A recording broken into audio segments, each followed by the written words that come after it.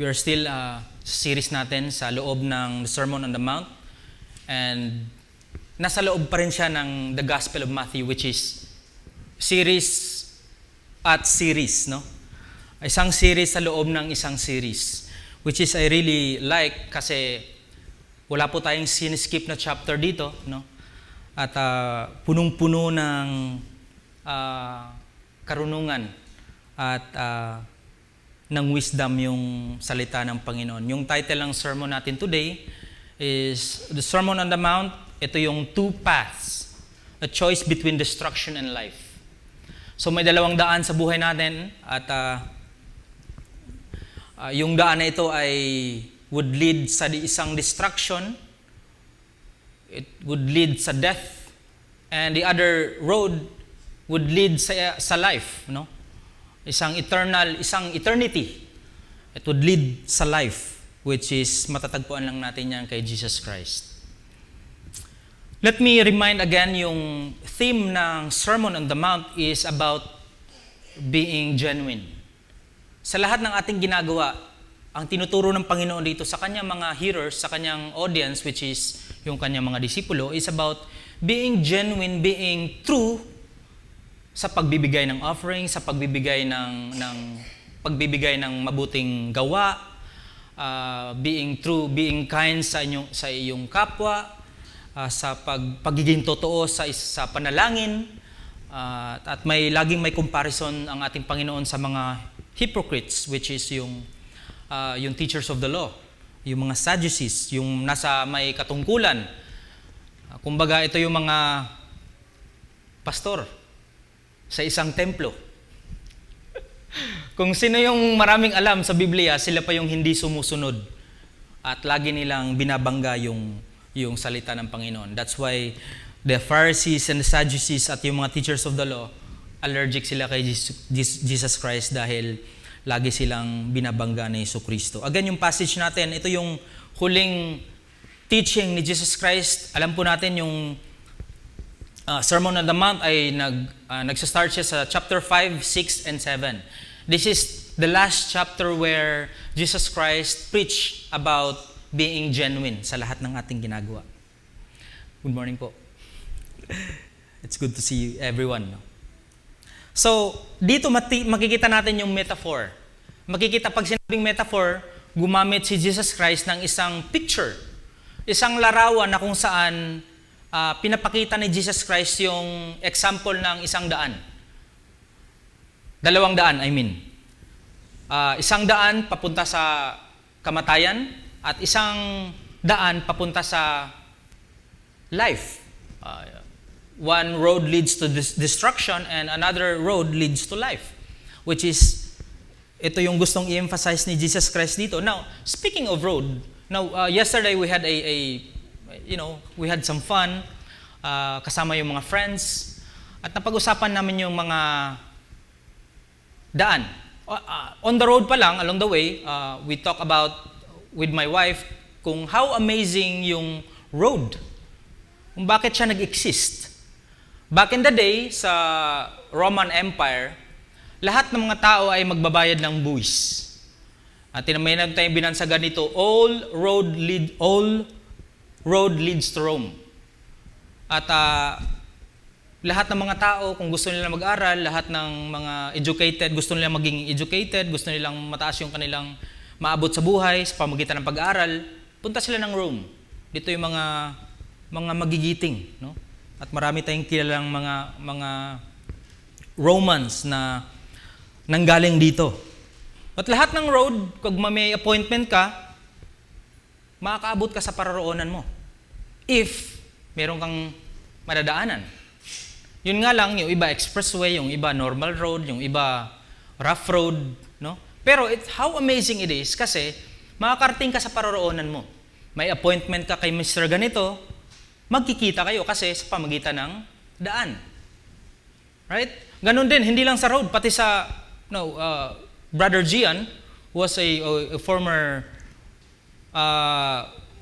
mataas yung kanyang katungkulan sa PAL, no? Alam niya yung airways about aircraft. Meron din silang tinatawag na passage, meron silang rail system sa taas na kung ano yung dapat nilang sundan. Hindi sila pwedeng dumaan sa ibang out of route, no? Kasi baka pwedeng daanan ng ibang aircraft yan. No? Meron silang sinusunod. But dito, makikita natin sa passage na ginamit ni Jesus Christ about road, in-explain niya yung destruction at life. No? Sa Matthew chapter 7 verse 13 hanggang 23, medyo mahaba po siya. But starting from verse 13, sabi po dito, "Enter through the narrow gate. For wide is the gate and broad is the road that leads to destruction, and many enter through it. But small is the gate and narrow the road that leads to life, and only a few find it.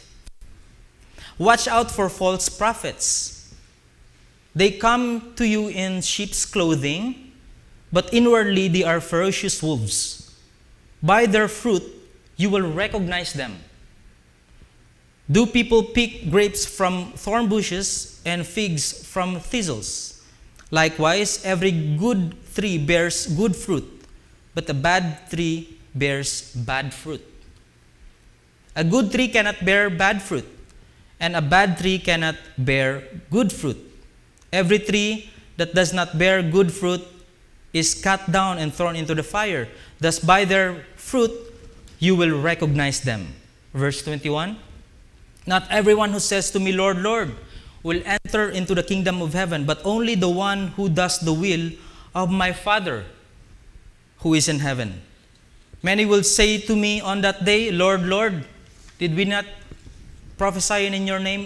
In your name we cast out demons, and in your name perform many miracles?' Then I will tell them plainly, 'I never knew you. Away from me, you evildoers.'" So, ito po yung context na gustong iparating ni Jesus Christ sa kanyang mga hearers na merong dalawang daan.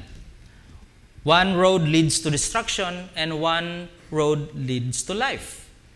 And then, following ng mga verses nun na we should be watchful dahil merong mga false teacher at may mga false prophet. Now, we notice sa verses na yon, may dalawang bagay. There's two things na makita natin dito. Una, si Jesus Christ, kinukondemn niya yung dalawang grupo, no? False confession. Yung mga nagko-confess na they are in Jesus' side, but they are not.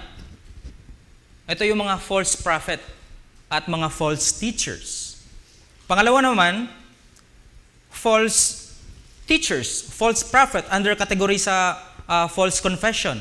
People who say they speak on God's behalf but don't really necessarily preach about the gospel. No, ito yung mga Pharisees, mga teachers of the law. But then on the other hand, Jesus commends, kanina kinondemn ni Jesus Christ yung mga ganitong grupo, but then kinomends naman ni Jesus Christ yung may mga grupong, yung mga taong may true foundation sa kanya. No, makikita natin yan sa verse. People who hears and do what God says. Truthful sa kanilang buhay. Now, first point, a contrast between two paths. May isang contrast, no? The wide gate leading to destruction and the narrow gate leading to life. So, we notice dito yung napaka-specific na road at niribato ng mga hindi Kristiyano na mga tao. Kasi for them, if the Christians would say Jesus Christ is the only way, the truth, and the life, they would say ang mga Kristiyano ay napaka-judgmental. Yun yung una. Christians are too narrow-minded.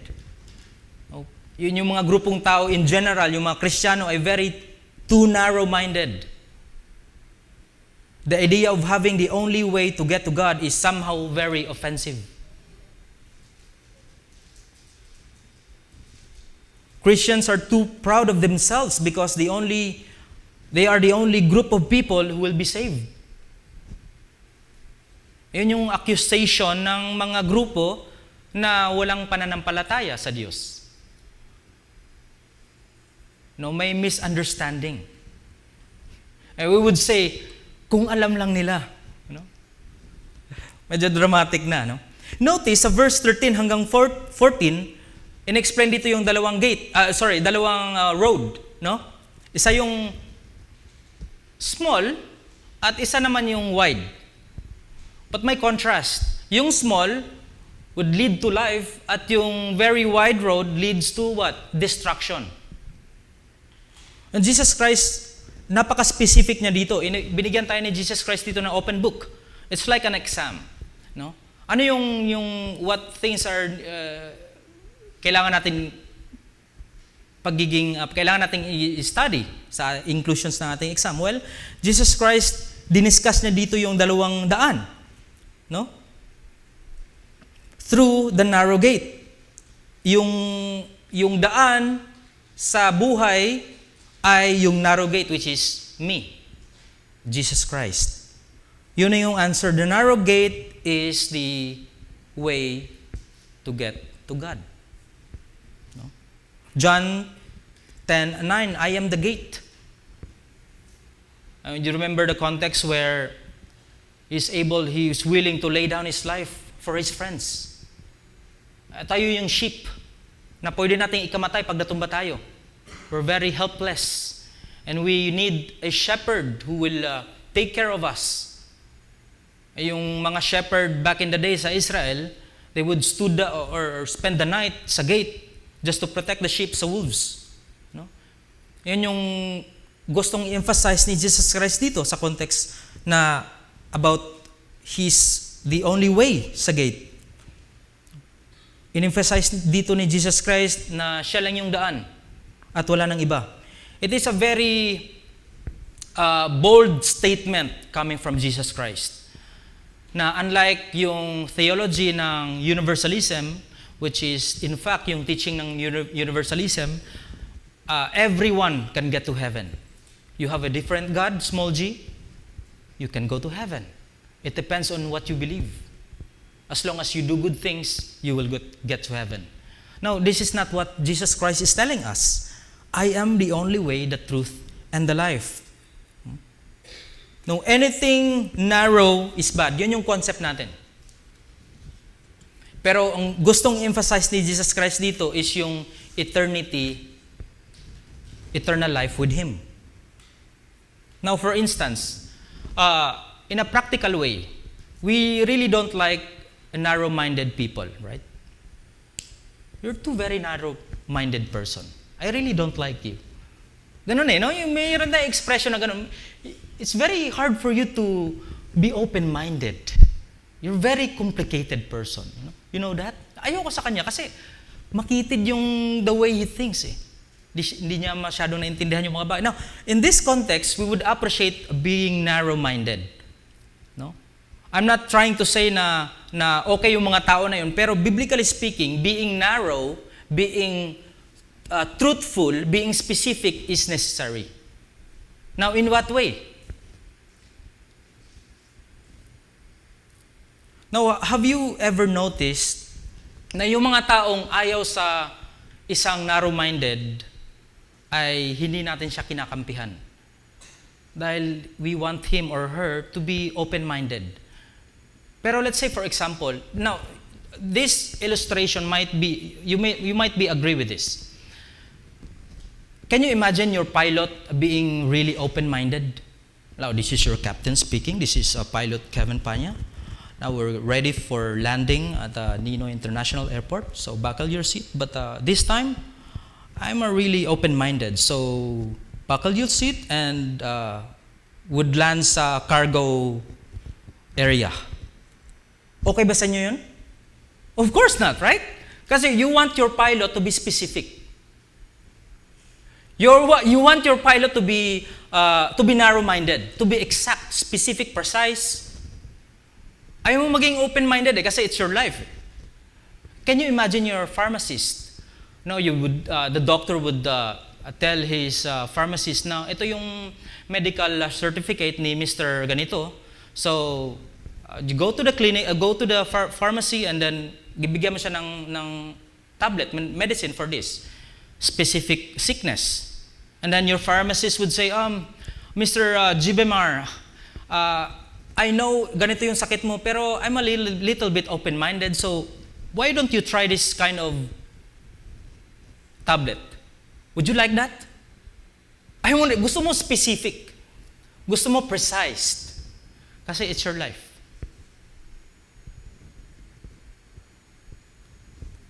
Can you imagine your surgeon after your operation ng kidney mo?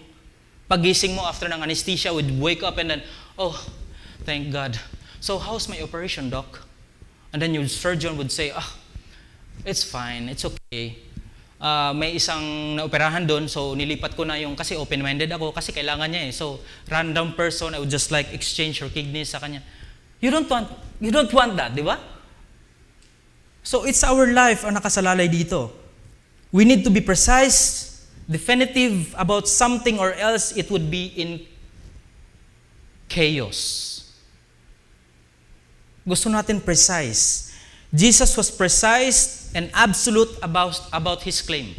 I am the way, the truth, and the life. Siya yung gate eh. Yung papunta kay Jesucristo ay maraming ups and down. Very rough yung road na yan. Maraming struggles, maraming mga trials, maraming problema, but it would lead sa life. We know that. Because of His promises. The gate to God is narrow, but it is wide open to anyone who enters it. Yun yung, thankfully we have Jesus Christ. No? Yung papunta sa Kanya is very narrow, but everyone is welcome to enter through it. That's the good news. Yun yung ating dapat panghawakan as a Christian. No? It's very narrow road papunta sa Kanya. Pero everybody is welcome. It is wide enough for everybody. Verse 14, sabi dito, but small is the gate and narrow the road that leads to life, and only a few find it. So ilan lang, parang isang gold sa isang cave, na ilan lang ang nakakita. Ito yung, gusto ko yung verse na ito sa Proverbs 14:12. You're familiar with this verse. There is a way that appears to be right, but in the end, it leads to death.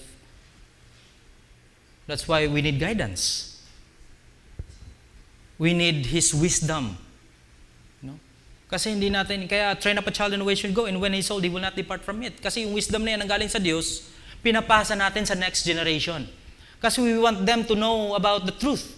About there is the only way. Not a way, but the way. The only way. That's Jesus Christ. Jesus came to have us a better life. No? Hindi destruction. John 10:10, the thief comes only to steal and kill and destroy.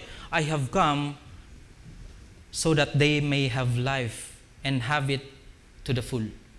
Yun yung mission ng Diyos, na ibahagi ang mabuting salita, ang magandang balita sa atin. Psalm 16:11, you may know to me the path of life. You will fill me with joy in your presence, with eternal pleasures at your right hand. So it's very comforting to know yung words na ito nang galing sa Diyos. Point number 2. Jesus warns against false prophet, emphasizing that true disciples are identified by their actions, not just their words or outward appearances. From verse 15 to 23, basahin ko ulit sa inyo, no? Watch out for false prophets. They come to you in sheep's clothing, but inwardly they are ferocious wolves. By their fruit you will recognize them. Do people pick grapes from thorn bushes or figs from thistles? Likewise, every good tree bears good fruit, but a bad tree bears bad fruit. A good tree cannot bear bad fruit, and a bad tree cannot bear good fruit. Every tree that does not bear good fruit, it is cut down and thrown into the fire. Thus, by the fruit you will recognize them. Verse 21, not everyone who says to me, Lord, Lord, will enter into the kingdom of heaven, but only the one who does the will of my Father who is in heaven. Many will say to me on that day, Lord, Lord, did we not prophesy in your name, and in your name drive out demons, and in your name perform many miracles? Then I will tell them plainly, I never knew you. Away from me, you evildoers. Now, not everyone who will proclaim God's name is indeed true. Hindi po lahat ng tao ay, hindi ibig sabihin, in other words, hindi lahat ng tao na nasa pulpito ay totoo. Hindi lahat ng pastors, ng teachers, missionaries, elders, deacon, or whatever na nasa ministry ay totoo. That's why I encourage everyone now, you should check what your pastor is saying. We should know ano yung totoo para hindi tayo ma-distract at malayo sa ano yung totoong katuruan, no? We have to be wise at discernful sa ating mga kung ano yung ating naririnig.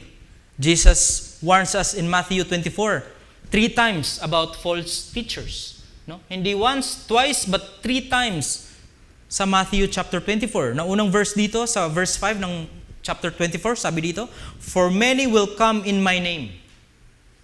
This is the ministers. Okay?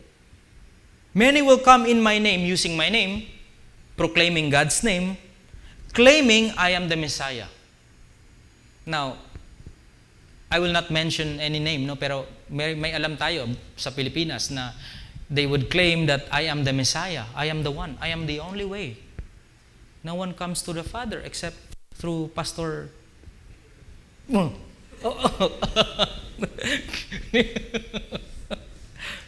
And they would proclaim they're the 13th apostle. May nagkiklaim na 14th apostle. Wow. Ganun pala yun. Matthew 24:11, and many false prophets will appear and deceive many people. This time, back in the day, sa time ni Jesus Christ, He's just giving a warning. But during that time, may nangyayari na. No? Even our time today. At marami nang na-deceive. Matthew 24:24, for false Messiah and false prophets will appear and perform great signs and wonders to deceive, if possible, even the elect. Meaning, even the chosen one, even the Christians, even the believers, na-deceive sila. Now, sa ating buhay, sa history, sa past natin, we once deceived by those false prophets. Na nawa, wag na sana mangyari ulit. No? That's why I encourage everyone, no, na we should recognize ano yung false sa truth. And how can we do that? Well, we can distinguish yung false sa truth if we know our Bible. That's the only way to know the truth. To know the truth is to recognize what is false and what is truth. Kasi we examine ano yung sinasabi ng scriptures. Ito yung importante sa lahat, no? This is not just being very easy to judge, giving judgment sa isang tao. As a matter of fact, sa previous chapter ng ating Sermon on the Mount, Jesus Christ wants us to encourage, no, to recognize ano yung mali sa tama, ano yung mali sa totoo. No? Knowing about the true and false. If you want to be a fruit, ang tawag dito, inspector, no, this is the time. This is the right time to be one of that. Tingnan natin yung ating mga authors, the books that we read. Ano ba yung history ng author na yun? Ano ba ang context ng kanyang sinasabi? The pastors that we listen to. Ano yung context? Is it biblical? Is it easily from his emotion? No? I-check natin, examine natin. Apostle Peter warned us sa kanyang writing sa 2 Peter chapter 2 verse 1, but there were also false prophets among the people, just as there will be false teachers among you. So talamak na siya. They will secretly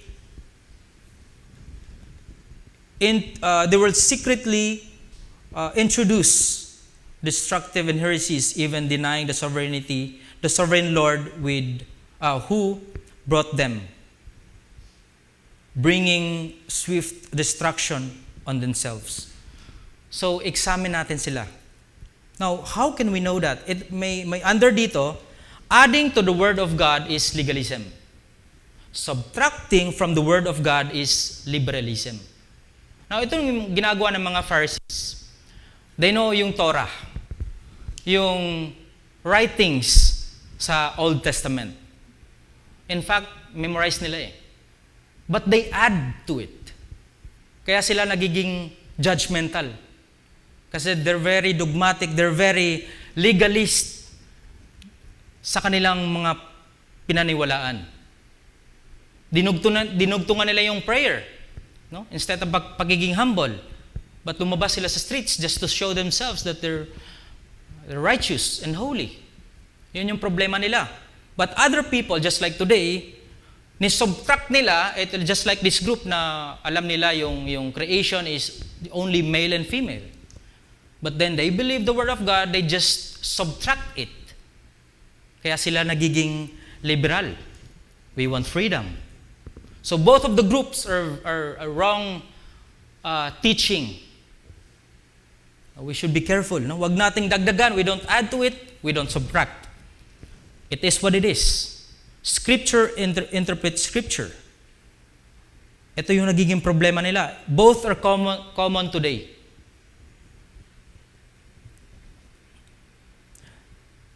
The way that you can spot false doctrine is to know right doctrine. Spot on.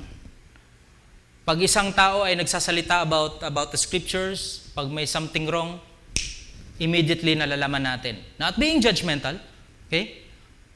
But knowing how to distinguish yung error sa tama.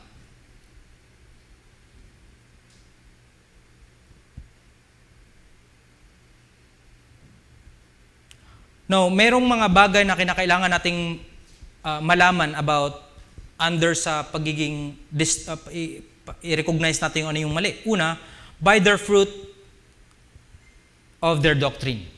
Yung mga tao na to, yung mga false prophet and false teachers. No?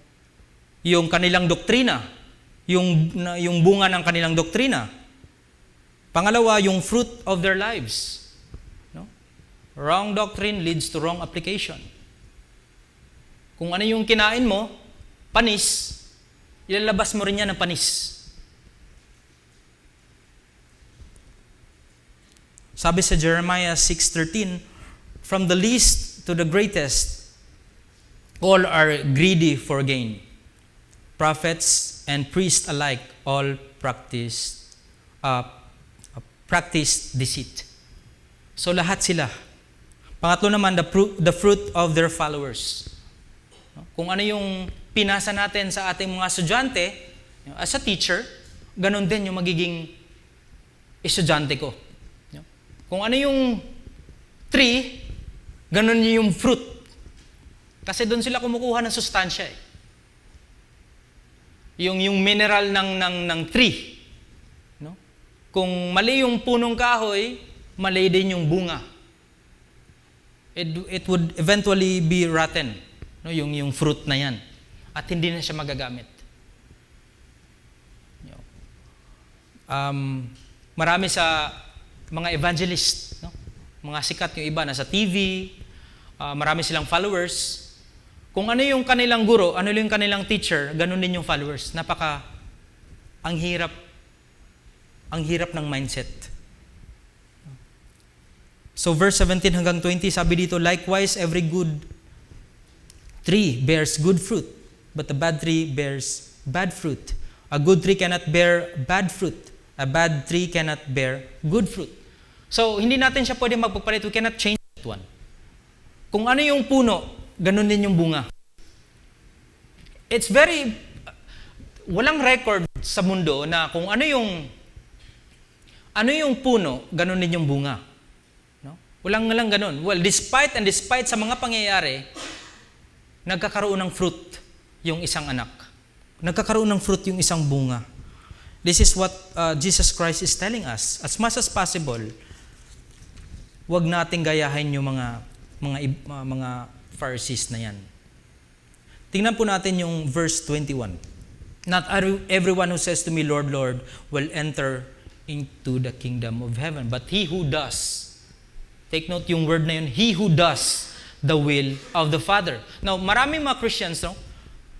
Hundreds of people, thousands of people na sumusunod sa Panginoon, na they were claiming, they were singing, yung malabas sa kanilang words, yung God the Father, but they don't really follow yung kanyang kalooban.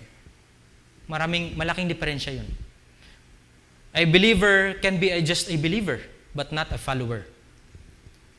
Pwede akong naniniwala, I have faith.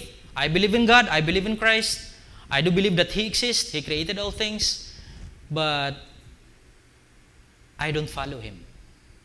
No? May ganun. So, beware. No? Kailangan po nating i-recognize, kailangan natin malaman yung ano yung status natin sa life. Do we have a personal relationship with Him? Yung access, yung right relationship, yung true relationship sa ating Ama? Or are we just a proclaiming Christians, no, na ginagamit natin yung salita ng Lord, Lord? We are very active sa ministry, we're sharing the good news, but we don't have really a personal relationship sa Kanya. Tayo lang po ang nakakaalam nun sa ating mga personal na buhay. And then, so verse 23, sabi ng Panginoon, it's very bold, it's very clear. No? Sabi niya dito, then I will tell them plainly. Yung context na ito is yun sa mga Pharisees. I never knew you. Even though we know yung characteristic ng Panginoon that He knows everything, right? He's all-powerful, omnipotent, omnipresent. Pero sinasabi ng Panginoon dito, I never knew you, meaning, wala siyang right access sa Kanya. They don't have a personal relationship with the Father. No.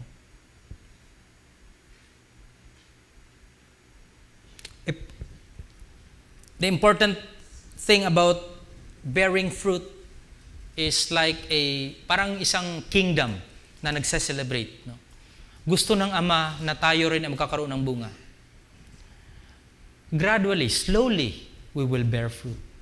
If nandun pa rin tayo naka-anchor sa tamang puno. Do you remember sa the book of John, chapter 15, yung the true vine?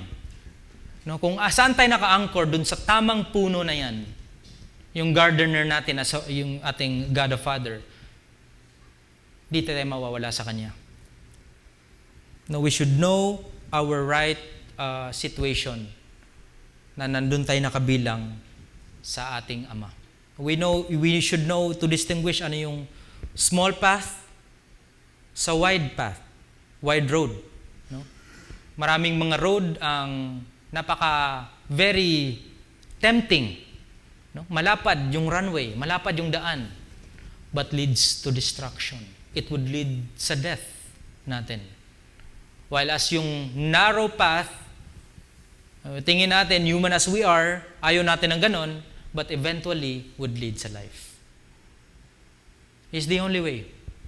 Wala nang iba.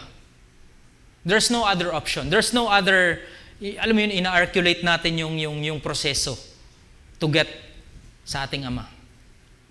But He who does, sundin yung Kanyang kalooban. Hindi yung ating kalooban, but yung Kanyang kalooban. Nanawa po, mga kapatid, merong simple na katuruan yung nabasa natin about different road at yung ating dapat sundin, no? Nawa ay manatili sa ating mga puso at sa isipan sa umagang ito. Let's pray. Father, we thank you so much sa napaka practical, meaningful, Panginoon, na isang picture na kung saan kami po ay dapat na mamili at kailangan po namin ng gabay. We need your guidance. We need, Father, your word. Help us to always study your word, to dig more about your word. Kami rin po, Panginoon, ay nagpapasalamat sa time na mag-aaral kami ng iyong salita. Tulungan niyo po kami. Ilayo niyo po kami sa any distraction dito sa mundo, Panginoon. Help us to always fix our mindset sa inyo, Panginoon. Kayo po ang maging sentro ng aming buhay. Salamat po. In Jesus' name we pray. Amen.